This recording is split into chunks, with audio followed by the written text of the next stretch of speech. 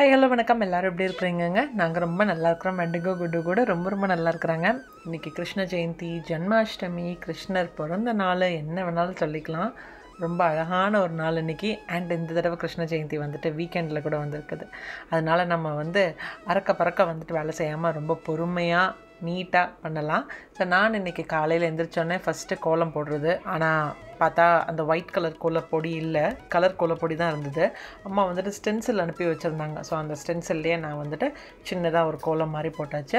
Next நான் இந்த கிருஷ்ணரோட அந்த ஊஞ்சல் இருக்கும் இல்லையா, ஸோ அந்த செட்டு நான் இங்கே இருக்கிற நியூ ஜெர்சியில் பேப்ஸ் சுவாமிநாராயணா கோயிலில் இந்த மாதிரி செட் வச்சுருப்பாங்க. ஸோ நான் அங்கேருந்து அது வாங்கிட்டு வந்தேன். எனக்கு ப்ரைஸ் ஞாபகம் இல்லைங்க, $30 to $40 தான் நினைக்கிறேன். இது வாங்கிட்டு நான் ஒரு 2 வருஷம் ஆச்சு. இப்போ எனக்கு ப்ரைஸ் தரல. அப்போ ஒரு $30 to $40 நம்ம பே பண்ணியிருப்பேன்னு நினைக்கிறேன். ரொம்ப க்யூட்டாக இருக்கும். அண்ட் என்கிட்ட ஒரு சின்ன லட்டு கிருஷ்ணர், எங்கள் மாமியார் மதுராவா அங்கே எங்கேயோ போகிறப்ப இந்த சின்ன ஒரு லட்டு கிருஷ்ணர் வாங்கிட்டு வந்தாங்களா. ஸோ அது கரெக்டாக இந்த ஊஞ்சலில் ஃபிட் பண்ணுறதுக்கு நல்லாயிருக்கும். ஸோ கிருஷ்ண ஜெயந்தி அன்னைக்கு காலையில் சின்னதாக ஒரு ஸ்டேஜ் மாதிரி நான் செட் பண்ணிவிட்டு அதில் அவரோட அந்த ஊஞ்சல் சேவை, அதில் கிருஷ்ணர் அண்ட் அதோட ட்ரெஸ், அவரோட ட்ரெஸ் கூட இருக்குது. ஸோ அதெல்லாம் மாட்டி அவருக்கு நகை மாட்டி, வீட்டில் நிறைய பூ இருந்துச்சு. ஸோ அந்த பூவெல்லாம் வச்சு காலையில் எல்லாம் அலங்காரம் பண்ணிட்டோம்.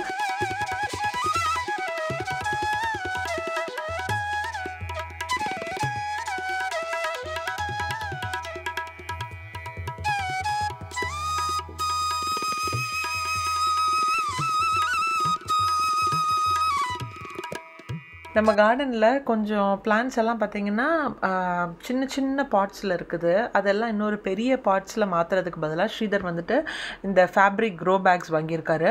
இதோட product name BN Link. So இதில் 10 gallon 5 bags இருக்குது. சைஸாக தான் இருக்குது. நம்ம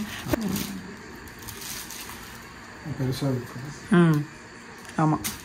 ஸோ ஸ்ரீதர் இன்னைக்கு காலையில் போயிட்டு வாழை மரம் வாங்கிட்டு வந்திருக்கிறாரு. ஸோ அந்த வாழை மரத்தை தான் நம்ம இப்போ நட்டு வைக்க போகிறோம். ஆமாம், நல்லாவே பெரிய சைஸாக இருக்குது. என்ன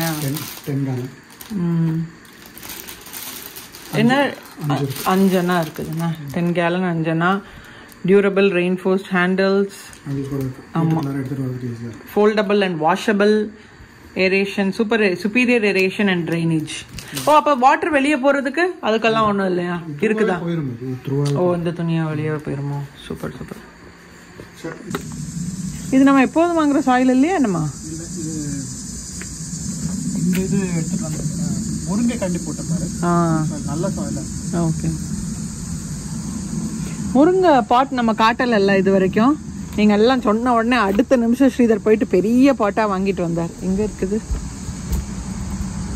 அதோ பாருங்க, முருங்கையை தூக்கி பெரிய பாட்டில் வச்சாச்சு. மறுபடியும் இலை எல்லாம் விழ போகுது. விழ ஆரம்பிச்சிருச்சு. இந்த தடவை கொஞ்சம் சீக்கிரமாகவே இலை விழுந்துருச்சு. என்ன ஃபுல்லாக சூடாக இருக்கு. சூடு இல்லை, அந்த வெப்ப அதுக்கே தெரியல. ஒரு மாதிரி டிஸியாகவே இருக்கிற மாதிரி இருக்குது. ஃப்ரெஷ்ஷாகவே இல்லாமல் ரொம்ப டயர்டாக சோர்ந்து போயிருப்போம்ல, அதே மாதிரியே இருக்குது. பாருங்கள், ஃபுல்லாக இலையாக உதிர்ந்துருக்குது. பூக்கள் கூட அப்படியே கலர் ஃபேட் ஆக ஆரம்பிக்குது இப்போ தான்.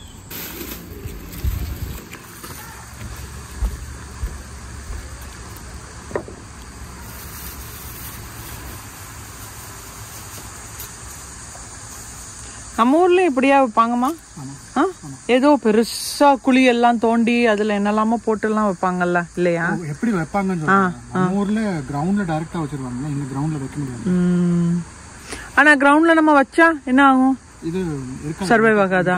இப்போ இந்த கவர் எல்லாம் போட்டுட்டு பாதுகாக்க சொல்றாங்களா, அந்த மாதிரி வச்சா? சில பிளான்ட், சில வெரைட்டிஸ் இருக்குது, ஹார்டி வெரைட்டின்னு சொல்லிட்டு ஒன்று இருக்குது. இது வின்டர்ல நீ வெளியில வைக்கலாம். பட் இது நம்ம ஊர் வாழை மரம் தானே? இல்லட்டா இல்லைன்னு நம்ம இன்னொரு வாழை இலை இங்க பாப்போம் பாருங்க. வாழை காயெல்லாம் காய்க்காது, வெறும் வாழை இலை மாதிரியே இருக்கும்ல. எனக்கும் தெரியாது, அவங்களுக்கு இல்ல. ஆனால் அவங்க வாழை மரம் தான் போஸ்ட் போட்டிருந்தாங்க. எங்கள் வீட்டில் வாழை மரம் இருக்குது, நிறைய வச்சுருந்தாங்க. ஒரு 5-6 செடி இருந்தது, சாப்ளிங்ஸ் இருந்தது. ஆமாம், அதுக்கப்புறமா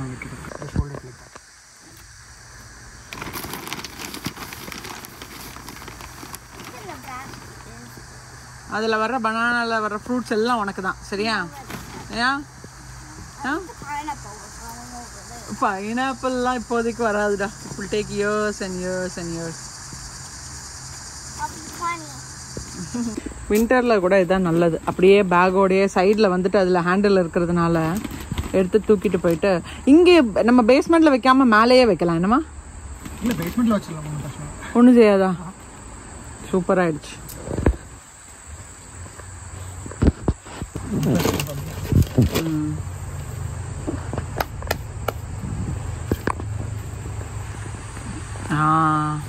நல்லா இருக்கு. ஸோ டிஸ்கிரிப்ஷன் பாக்ஸில் நான் லிங்க் கொடுக்குறேன், செக் பண்ணி பாருங்கள். இந்த மாதிரி பார்ட்ஸ் வாங்கிட்டு அதில் தண்ணி போகிறதுக்கு வழி இல்லாமல் இருக்கிறதுக்கு பதிலாக நீங்கள் வந்து இந்த மாதிரி க்ரோ பேக்ஸே வாங்கிக்கலாம். ஹேண்டில் பண்ணுறதுக்கு ஈஸி. அதுக்கப்புறம் வந்துட்டு பெரிய பேக்ஸ் நிறைய டிஃப்ரெண்ட் சைஸஸ் இருக்குது. எந்த சைஸ் உங்களுக்கு வேணுமோ அது நீங்கள் வாங்கிக்கலாம். வேறு என்னென்னா அந்த மாதிரி பாட்ஸில் வந்துட்டு ரூட்ஸ்க்கு வந்துட்டு சர்க்குலேஷன், ஏர் சர்க்குலேஷன் இது அந்த பர்ஃபரேட்டட் இருக்கிறதுனாலச்சு உள்ளாடியே சர்க்குலேஷன் இருக்கும். கொஞ்சம் நல்ல ப்ரோ. கரெக்ட். யா. இன்றைக்கி டிகு குடுவுக்கு தமிழ் ஸ்கூலோட ஃபர்ஸ்ட் டே. அதனால் நான் அவங்களோட ஒரு 2 மணி நேரம் உட்கார வேண்டியது இருந்துச்சு. அது முடிகிறதுக்கே 12 மணி ஆயிரும். அதுக்கப்புறம் தான் லஞ்ச் ஸ்டார்ட் பண்ணோம். இன்றைக்கி பிரேக்ஃபாஸ்ட் ஒன்றும் சாப்பிடல. நான் ஸ்ரீதர் காஃபி குடித்தோம். பாப்பாங்க வந்துட்டு சாக்லேட் மில்க் ஏதோ சாப்பிட்டு ஒரு வாழைப்பழம் சாப்பிட்டுக்கிட்டாங்க.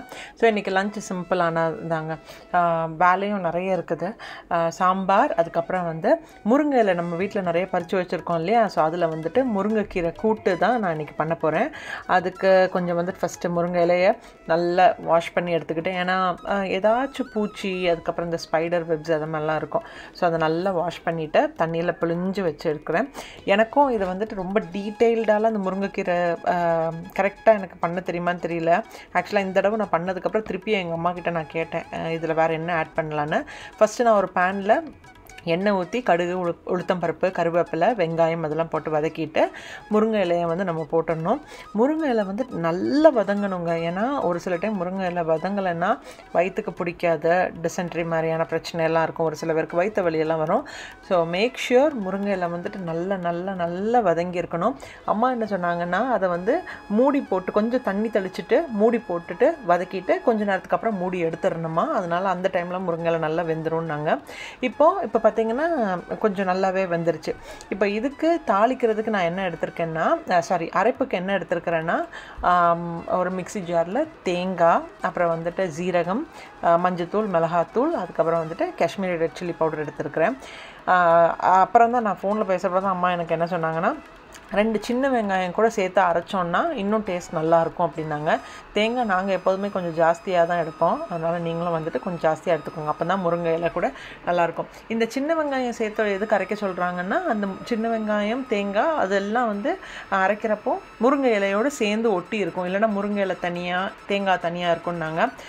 ஸோ அதையும் நீங்கள் ட்ரை பண்ணி பாருங்கள். இன்றைக்கி நான் வந்துட்டு அந்த சின்ன வெங்காயம்லாம் நான் போடல. நான் சும்மா தான் தேங்காய் வச்சு தான் அரைச்சேன்.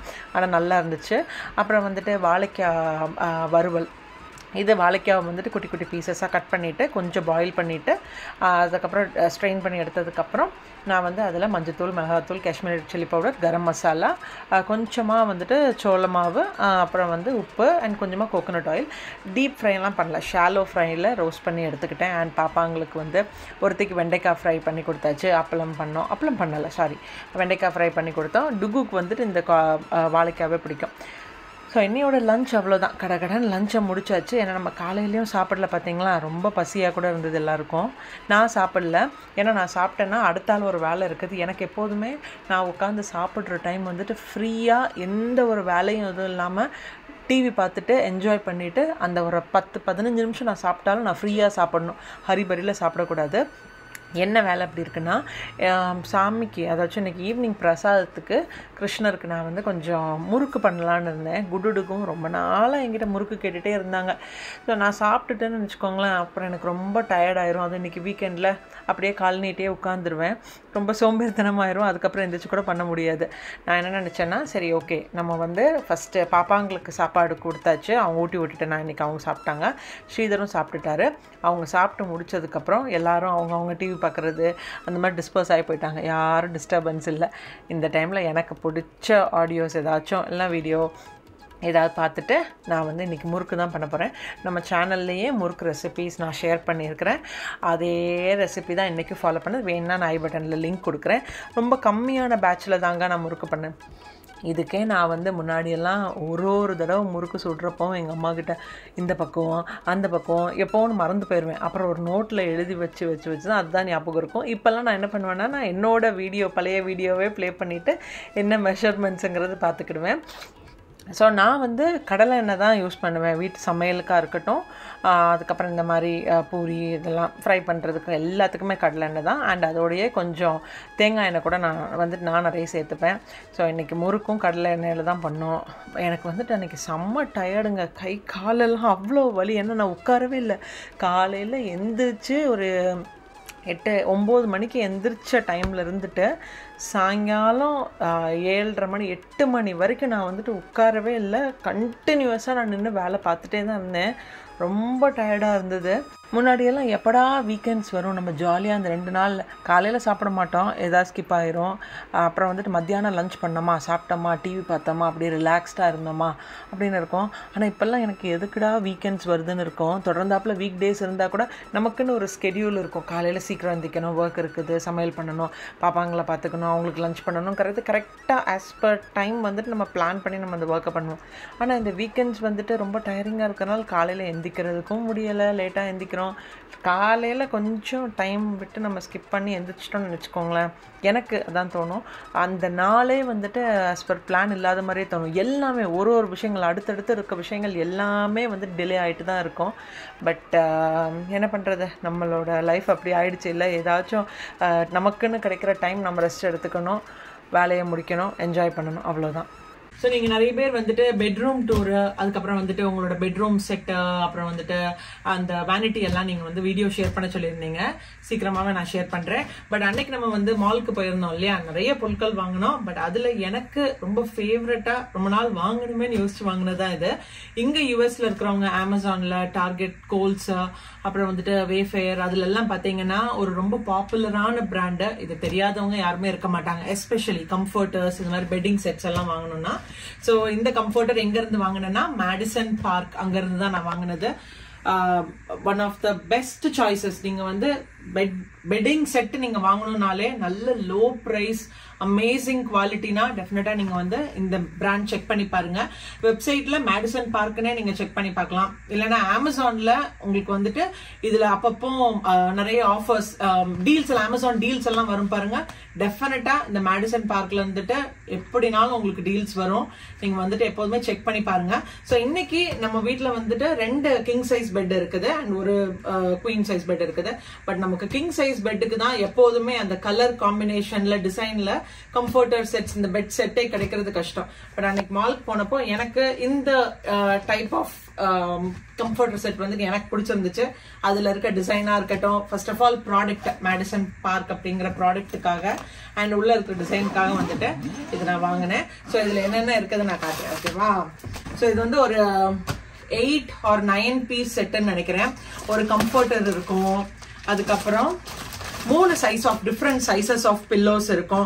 நம்ம இந்தியாவில் எப்படி இருக்கும்னு தெரியல. பட் இங்க வந்துட்டு நீங்க பெட் செட்டு நீங்க வாங்கினீங்கன்னா அந்த குட்டி குட்டி பில்லோஸ் அதெல்லாம் சேர்த்தே தான் வரும், தனித்தனியாலாம் வராது. ஒரு பெட்டுக்கு தேவையான எல்லாமே இருக்கும். நீங்க வந்து பெட் ஸ்ப்ரெட் தனியா வாங்கணும்னு அவசியம் கிடையாது, கம்ஃபர்டர் தான் அப்படி வாங்கணும்லாம் அவசியம் இல்லை. அது depends on your choice. But நீங்க ஒரு பெட் செட்டு நீங்க வாங்குறீங்கன்னா எல்லாமே சேர்ந்தே தான் இருக்கும். இது ரெண்டுமே வந்துட்டு பில்லோஸ். அதுக்கப்புறம் அதுவும் பில்லோ தான் இல்லம்மா, இது ரொம்ப ஒல்லியா இருக்குது. ஆமா, இது இதுவும் பில்லோ தானா? ஆமா, இதுவும் ஒரு பில்லோ. இதுதான் எனக்கு ஆக்சுவலி ரொம்ப பிடிச்சிருந்துச்சு. இந்த டிசைனுக்காகவே தான் நான் வந்துட்டு இந்த கம்ஃபர்டர் வாங்கினேன். ஸோ இதுதான் கம்ஃபர்டர். ரொம்ப ஹெவியாவும் இருக்குது. எஸ்பெஷலி வின்டர் சீசன்ல வந்துட்டு இந்த மாதிரி நல்ல திக்கான கம்ஃபர்டர்ஸ் யூஸ் பண்ணாதான் அந்த குளிரை வந்துட்டு தாக்கு பிடிக்க முடியும். அண்ட் கலர் கூட பாருங்களேன், மேக்கிங் பாருங்க எவ்வளவு நல்லா இருக்குது. நல்ல சாஃப்டா, ஜென்டிலா அண்ட் பிளெயினா இல்லாம, பிளெயினா இருந்தா எப்போதுமே வந்துட்டு பெட்டுக்கெல்லாம் பாக்குறதுக்கு அவ்வளவு அழகா இருக்காது. ஒரு சின்ன சின்ன டிசைன் இருக்கணும். ஸோ அதுக்கு தான் நான் இது வந்து சூஸ் பண்ணேன். இது ஒரு சின்ன எம்ப்ராய்டரி மாதிரி. வாஷிங் கூட நீங்க வாஷிங் மிஷின்ஸ்ல போடலாம். என்ன பண்ணாலும் இதுல வந்துட்டு எந்த ஒரு ஸ்டெயினோ இல்லாட்டா வந்துட்டு குவாலிட்டியில ஏதாச்சும் பிரச்சனை இருக்குமான்னு கேட்டீங்கன்னா எதுவுமே கிடையாது. சைஸ் கம்ஃபர்டர்ஸ் தான் நான் சூஸ் பண்ணேன். ஏன்னா நம்மளோட பெட்டோட சைஸ் கூட பெருசா இருக்கு இல்லையா. ஸோ இது வாஷ் பண்றதுக்கு நானும் வந்து இது வாஷிங் மிஷின்ல போடுறதுக்கு நான் தனியா இதை மட்டும் போட சொன்னேன் இல்லையா. இன்னொரு டெக்னிக் கூட இருக்குது. இப்ப இது எல்லாமே பாத்தீங்கன்னா இங்க ஒரு பட்டன் மாதிரி கொடுத்துருக்காங்க. நம்ம எப்பவாச்சும் வாஷ் பண்ண கை வச்சு வாஷ் பண்ணணும்னாலோ இல்ல வாஷிங் மிஷின்ல வச்சு வாஷ் பண்ணனாலோ இந்த கம்ஃபர்டரை தனியா இந்த பட்டன்ஸ் எடுத்துட்டோம்னா இந்த கம்ஃபர்டரை தனியா நம்ம வாஷிங்க்கு போட்டுக்கலாம். அண்ட் இது கூட பாத்தீங்கன்னா அப்புறம் ரொம்ப லைட் வெயிட்டா தான் இருக்கும் இல்லையா. வாஷிங் மிஷின்லயோ இல்ல கை வச்சுனாலோ போட்டுட்டு காய போட்டுட்டு திருப்பியும் நம்ம யூஸ் பண்ணிக்கலாம். இல்ல நீங்க வந்துட்டு எனக்கு இந்த கம்ஃபர்டரே வேணாம், சம்மர் டைம்ல எல்லாம் இந்த மாதிரி கம்ஃபர்டர்ஸ் தேவைப்படாது, வெறும் இந்த மேல இருக்கிற பெட்ஷீட்ஸ் மட்டும் தான் நமக்கு தேவை இருக்கணும் இல்லையா. சோ அப்ப என்ன பண்ணலாம்னா இதை மட்டும் எடுத்துட்டு இது மட்டும் போத்துறதுக்கு யூஸ் பண்ணிக்கலாம். குவாலிட்டி ஆஃப் கம்ஃபர்டர் தாங்க அவ்வளோ சாஃப்டா இருந்துச்சு. ஒரு மயில் தோகை தொட்டா நமக்கு எவ்வளோ சாஃப்டா ஃபீல் ஆகுமோ அந்த அளவுக்கு தான் இந்த கம்ஃபர்டரா இருக்கட்டும் இல்ல கொடுத்துருந்த பில்லோவா இருக்கட்டும் எல்லாமே வந்துட்டு நல்ல சாஃப்டா இருந்துச்சு. அண்ட் இன்னொன்று என்னன்னா எனக்கு ரொம்ப பிடிச்சது வந்துட்டு கலர். ஸோ கலர் நீங்கள் வந்துட்டு அவங்களோட வெப்சைட்டில் பார்த்தீங்கன்னா நிறைய கலர் சாய்ஸஸ் இருக்கும், பிரைட் கலர்ஸ்லேருந்து லைட் கலர்ஸ் வரைக்கும். பட் நான் எப்போதுமே என்னோட வீட்டில் இருக்கிற பெட்ஷீட்ஸ் எல்லாமே சூஸ் பண்ணுறது வந்துட்டு நல்ல லைட் கலர்ஸ் தான். அதுதான் ஏன்னா எங்களோட பேக்ரவுண்ட் நீங்கள் பார்த்தீங்கன்னா நல்ல டார்க் கலர்ஸ் இருக்கும். ஸோ அதுக்கு மேட்ச் பண்ணுறதுக்கு கொஞ்சம் நம்ம பெட்டிங் செட்ஸ் எல்லாம் கொஞ்சம் லைட் கலர் போட்டால் தான் நல்லாயிருக்கும்.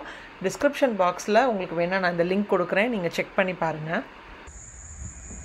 காலை வை காலை வை காலை வை காலை வை இங்கே வை. அடுத்தால இப்படியே சைடில் போ. இல்லை நீனும் அதே மாதிரி நீ அந்த சைடோட போங்க. Can you move a little bit then? This is icky. அதே மாதிரி I can't. I have to take my foot out. அப்படியே போ. Why do you step right? I got whipped right now. Ew, that's disgusting. Stop. It's all in my toe. Can I step in it again? போதுமா போதும்.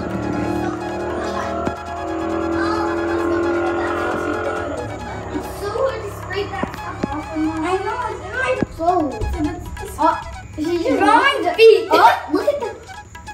Can you move, please? She's drawing feet. The ground mentioned it. There's a little bit of dirt in there because of my feet. That's okay. Because my feet are trying to told me to clean them. I was sniffing around everywhere.